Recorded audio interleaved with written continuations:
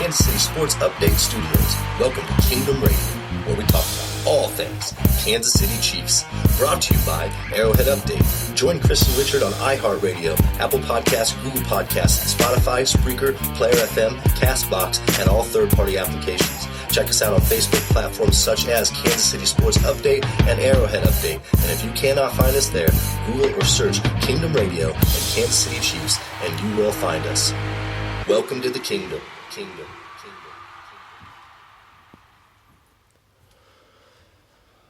How's it going, Kansas City? Welcome to Kingdom Radio. I'm your host, Richard Smith, along with Chris Chavez, our senior NFL analyst, and our co-host. And really, first off, I would like to say the problems seem to be getting worse for the Chiefs as we drop yet another game here to the Houston Texans. Final score 31-24. Chris, this was a terrible game once again. Our defense is obviously getting picked on quite a bit, and Chiefs fans are noticing, and obviously our offense is sputtering as well. Chris, tell us a little bit about this game, and look, it's nice to have you on the show. Look, I don't know about you, Chris, but I'm pretty disappointed. That is absolutely an atrocious game and completely unacceptable. Yeah, the Chiefs started out in the first quarter with, getting a ginormous lead. Well, not necessarily ginormous. We got a large lead, 17-3 in the first quarter. Second quarter, Houston came back and answered with 20 unanswered points. Went into half up 23-17, and then second half, very little scoring happened here. Chiefs got a touchdown in the third quarter, and then Houston turned around and put up 8 points in the fourth quarter to seal the victory. So we're going to rewind here. We're going to go back to the first quarter. Let's talk about this first half. First off, I'd like to say that the Chiefs' defense started out looking decent. It was a longer drive for Houston, and we held Houston to no points on that drive due to a missed field goal.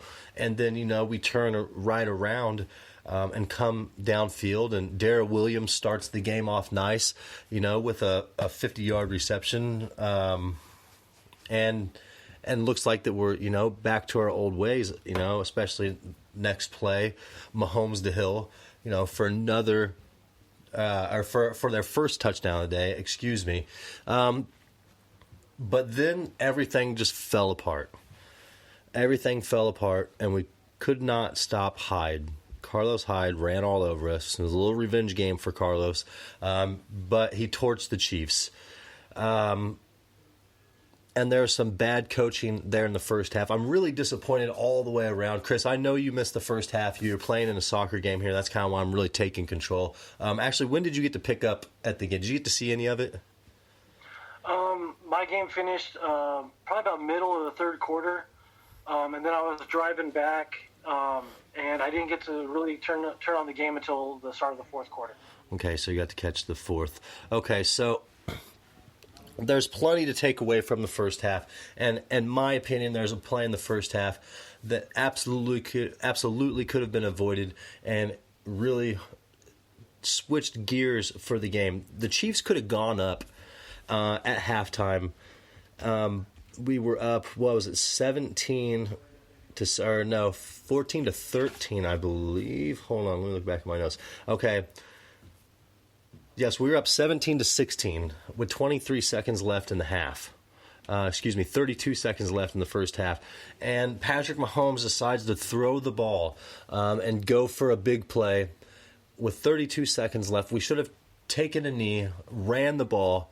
So what happens? Mahomes drops back and gets sacked. Ball gets loose, and then we give it right back to the Texans, and then a few plays later, Deshaun Watson runs it in for a touchdown and puts us down 23-17 at the half, and realistically, has proven to be the turning point in the game, along with some other things. Our defense looks terrible. because our offense has gotten exposed. I'm at a point here where I don't know what to say about this mess. It's so deep right now that I'm nervous for our team going forward. I'm just going to lay it out there. I'm not sold on us right now. Go ahead, Chris. Yeah, and I really have to agree with everything you're saying right there. Offensively, we've lost our swagger. Mm-hmm. And it's kind of diminished as the season's gone on. But we aren't performing with the same panache that we've had. And it's troubling because it's affecting every other aspect of the game. Our defense isn't performing to what we all expected. Absolutely, I agree with that. I think the bigger issue with the defense really stems from the offense. But then also you look at our special teams. Our special teams, which is normally a staple of our team under Dave Tobe, isn't performing where they should be either. Yes, I'm really not sure. I'm not sure what's going on. Of our team is underperforming right now. Yeah, they really are, and I'm just not sure what's going on there when it comes to our front office, the coaching. Like right now, I'm confused as to what's going on in Kansas City. I know that there's a lot of injuries, and I realize this. This is just something. Look, even mistakes like this that cost us huge. Juan Thornhill, having an interception right before the half. And that ultimately was a big play because it was on fourth down. But if he would have just batted the ball down, we would not have taken a touchback and had the ball on the 20. We would have had the ball on the 40-yard line. And then after that, that's when Patrick Mahomes fumbled the ball, and we went down at the end of the half. So there was two stupid plays, one by the offense and one by the defense, that ultimately cost us the game. But it's not just coaching. It's lack of discipline.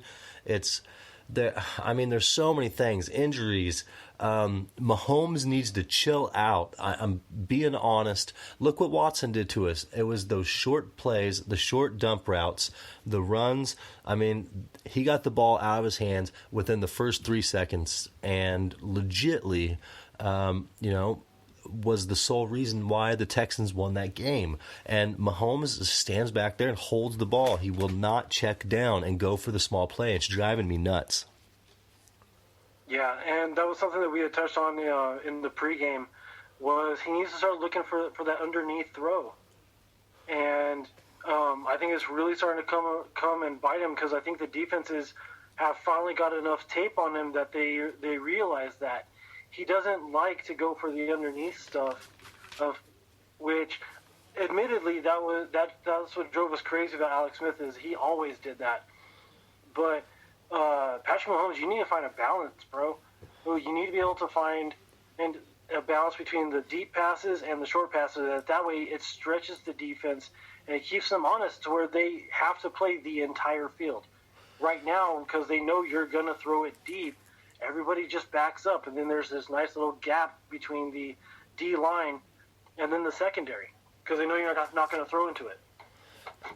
Andy Reid needs to get control of Patrick Mahomes before it becomes a huge problem. I understand letting the kid play his game, but at the same time, fundamentals. He is overthrowing balls. He is underthrowing balls. There's tons of pressure on him. And I think that ankle is still an issue and is going to be an issue for quite some time. It's obvious Mahomes is off. But how can we level him out, like you said, in multiple ways to get him to be in the same production as he was last season and to start the season? Because look, this is a crap show. Like, we look horrible. Our defense here in the last couple of weeks, really, I'm going to be honest, has looked worse than our defense the year before. And I know, Chris, we had spoke before this, and our defense is getting exposed, by the lack of production of our offense. But that's still no excuse for us to look that bad. It's horrible, terrible in every facet. No, absolutely. And you kind of touched on it earlier. Watching the fourth quarter as well as last week as well, the biggest thing that I see with the defense is missed tackles. You've got the ball carrier dead to rights. You've got him in your grasp, and you let him get by you, and it's inexplicable, and you can't allow that to happen. Several times I saw Honey Badger just turn around in frustration because he was so upset that 5-10 yards back, the original guy who had him wrapped up let him go. Yep, and look, and I'm going to pick on Frank Clark. Okay. I'm going to pick on Frank Clark because Frank Clark let Deshaun Watson run in the touch. That was a one-on-one bout there. It was Frank Clark and Deshaun Watson at like the 3-yard line, and Deshaun Watson beat Frank Clark for the touchdown. That's unacceptable. That is unacceptable. When we pay you the money that we pay you, you make that tackle. You get a sack. You don't even wait for him to come to you. You go to him. You know, be the heat-seeking missile, be the aggressor. Like, where is the aggression on our defense? I don't know what Spag's recipe is, but he better change it immediately. Yeah, they definitely seem like they're too much in their own heads. I can't even explain what happened there with Frank Clark on that one, because where was that aggression where that he played with all last year? It wasn't there. Just go up and tackle the dude. Force him back inside to where all of your help is at. Yeah, why are you standing straight in front of him and let him come at you with his momentum? It's going to take him into the end zone. Right. Go at him, force him back to the inside. It makes too much sense. Yes, and it's look. So we're kind of getting out there a little bit, but so Kansas City scored on their opening drive the second half. I don't know if you already touched base here because we got way out there. And Tyreek Hill had his second touchdown of the day. But the Chiefs could not stop Carlos Hyde. I mean, I'm not saying that's biting us in the butt because I think any team can run all over us right now. And how much is Kansas City missing Chris Jones? Like, holy cow, we need that man back. That's how much. You know, before the season, I talked about, well, Chris Jones is expendable. We could do without him with all these pieces. And now I'm looking at the situation. Look, he's the anchor, and he's proven that. And now I know why. And just like our offensive line, I think we know who the anchor of the offensive line is, and hasn't been playing for the last few games. So our injuries are stacking up, and it's really hurting us. Yeah, and Eric Fisher for a long time has gotten a really bad rap, but he is much better than a lot of people give him credit for, and he's very valuable to this team. Having him and Schwartz as bookend tackles for us really helps out the rest of our line, and ultimately, like, that's really what we need to focus on moving forward is offensive line, because that sets up your run game. That sets up protection for Pat Mahomes, and it doesn't allow for him to get hit or have to run. And although he should not have to be doing that every single game. Right, and you're absolutely right. Okay, so getting back to the game here, Charvarius Ward was probably the only highlight of, you know, the defensive side of the ball, besides Frank Clark getting the fumble in the first half. You know, I'm glad to see him get in action a little bit, but still not what we had hoped for. But he had an incredible one-handed interception in the end zone that ultimately, you know, stopped a scoring drive, you know, from the Texans, and that was an incredible catch. And I don't know if you might have just hopped in to be able to see that, or that might have been right before you were tuning in, Chris. But check out that highlight if you haven't seen it yet. Yeah, I definitely heard about that one on the radio as I was driving in, and I haven't been able to catch it yet. Great catch. It was a great interception. He deserves his props, and in my mind, that might be, you know, a top play this week.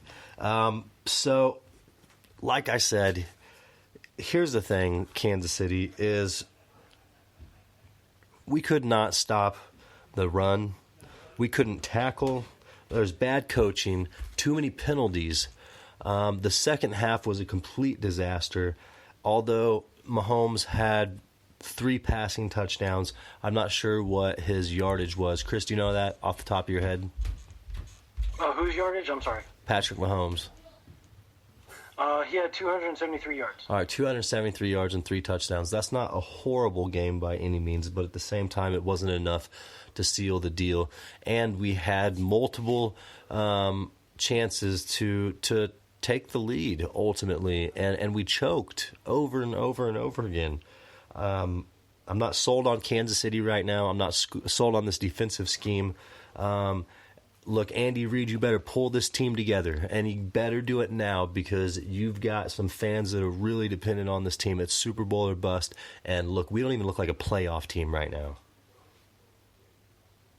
Yeah, well, to kind of touch on what you were just saying as far as those opportunities, I believe you were talking about the end of the fourth quarter. Do you mind if I go ahead and jump on that one real quick? Go ahead. Yes, take the fourth quarter. Okay. Let's talk about that. Okay, so fourth quarter, the last 2 drives that Kansas City had were the only times in the entire game that they were forced to punt. And not only was it forced to punt, it was 3 and outs. The play calling on those drives were atrocious. It was 2nd and long, 2nd and 14 on the last one, and you run a running play? Yes, that was ridiculous. I mean, don't get me wrong. We needed to be running the ball. I mean, you look at LaShawn McCoy's stats. He had a 5.5 yard per carry average. He should have been running the ball more than he did. He had 8 carries today. For the team, we had 11 carries. And that's just ridiculous. But at that point in time in the game, that was the wrong time to do that. So, do you think Patrick Mahomes is, ignoring Andy Reid's play calls and doing what he wants? I think that Patrick Mahomes is calling the plays, but then he is getting stressed out, and he ends up having to, not necessarily audible, but he has to modify the play and just kind of like roll with it in the middle or in the midst of the play and in the action. And I think ultimately he's throwing the ball downfield more as opposed to doing what he claimed that he worked all offseason on in trying to learn how to check the ball down. Yeah, he... And like in the first couple of games, he was doing fantastic with that. Right. That where he was finding that underneath throw, but somewhere around the Oakland game-ish, give or take, that all went out the window, and now he's just doing everything he did last year and just throwing it deep. Right. So I can't argue with any of that. It's just frustrating to, have to talk about all of these issues that are obvious for the Chiefs. But let's get back to this fourth quarter here. Tell us about the fourth quarter. Okay, so fourth quarter, kind of like we had already talked about earlier, the Chargers ended up getting the ball on 2 punts from the Chiefs, and Dustin Colquitt pinned them back deep, and they just kind of laughed at us and drove it down. And one of the drives, they ended up putting it in the end zone. Like we had mentioned earlier, Watson on the QB keeper just kind of froze Frank Clark in his shoes and dove through him to get into the end zone. On the other one, and the other drive, they brought it down, and they ended up going for it on 4th down because although they were in field goal range, their kicker, Fairbairn, he had been inconsistent all the entire game, and they just didn't trust him to make those points. All right, so slow down here. Slow down here. Okay. So let's talk about this play, because this play ultimately is one that's going to seal the game, and it's no respect for the Chiefs defense, and I understand that. If I was the coach, I would have gone for that as well. I think it's a testament to the lack of production from Kansas City, and reverse an ability to run the ball and do anything you please not on the offensive side towards Kansas City. And I think any coach would have gone for it in that scenario. And me, when I saw that they were keeping the offense on the field, I was like, we're hit here. Like I didn't trust our defense enough to stop that play. And it felt like in years past, again and again and again today. Yeah, and I have to admit, man, my confidence with the defense was definitely shot at that point. When during my soccer game, I was able to step off and check on the score. We were up 17-3. I was ecstatic. I was like, "Oh, cool, we got this one." And then when I check it after the game, Houston's back and in the lead. That was a huge kick to the midsection. Yes. And then in that scenario, in that situation, and everything that's gone on in the game, and again, the defense got put in a really tough situation because the offense should have been performing better. But, oh, man, the confidence just wasn't there in them today. I don't know where either side of the ball was at. It's like neither team showed up to play a competitive football game. And Andy Reid didn't have a great game plan. Spags, I don't know what's going on with him.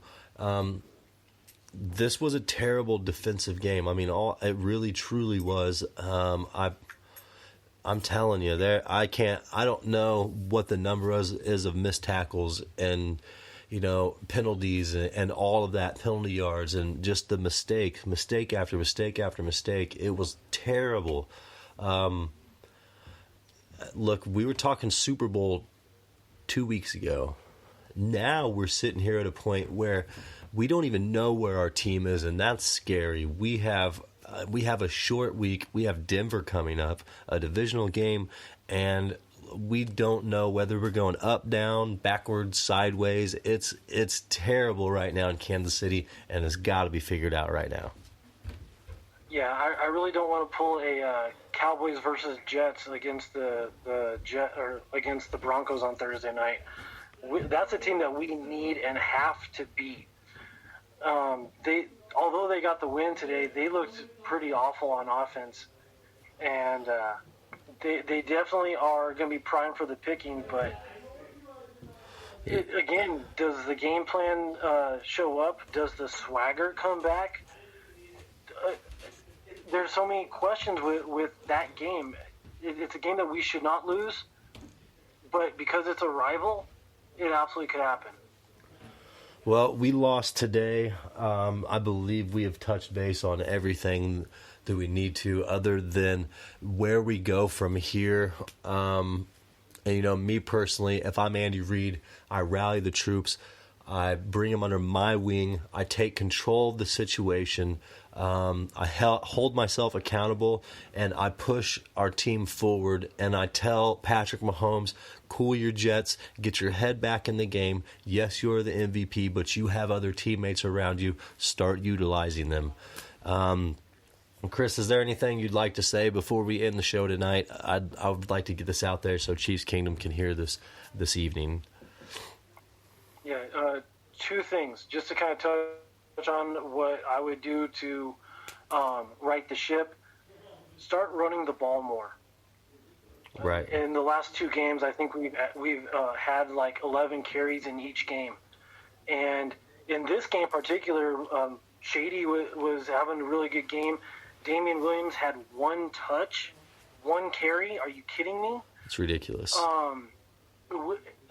We need to establish the run game in order to open up the passing game. And then the other thing I just want to throw out there, and then I'm done, is the Chargers are getting beat up on right now. Fourth quarter, Pittsburgh, with their third or fourth string quarterback, is beating them 24-3. Wow. Hey, that's impressive. At least there's some type of bright light here in the AFC West this weekend. So, yeah, I'm with you on that one, Chris. All around, I think there's too many things to talk about that the Chiefs need to change, things that need to be focused on. Players need to come back from injury. This is quite a circus show right now, and I think we're a couple weeks away from really turning things around and getting back in the swing of things. But when we do, watch out. It's going to take some work. I personally don't feel like this is, a 1 week turnaround. Do you think we can turn it around in 1 week, Chris? In a short week, I think it's going to be really tough.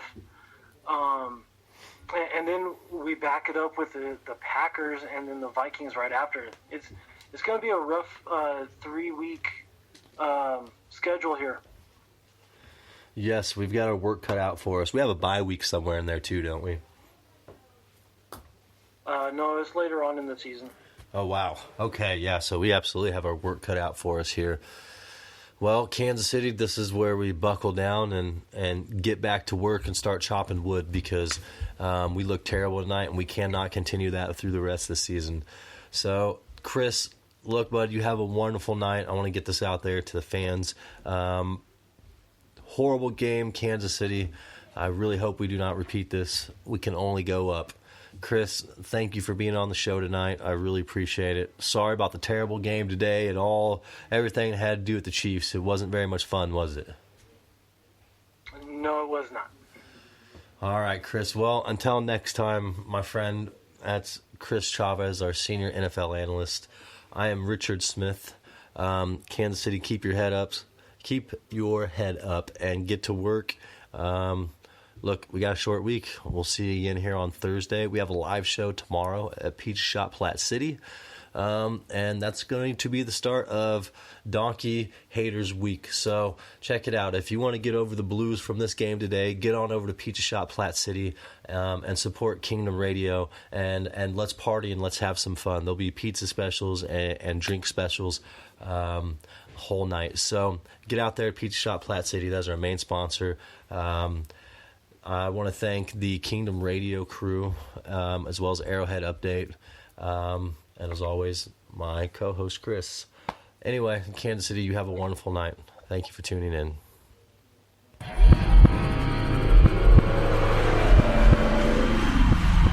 Thank you for tuning in to Kingdom Radio, your go-to podcast for everything Kansas City Chiefs.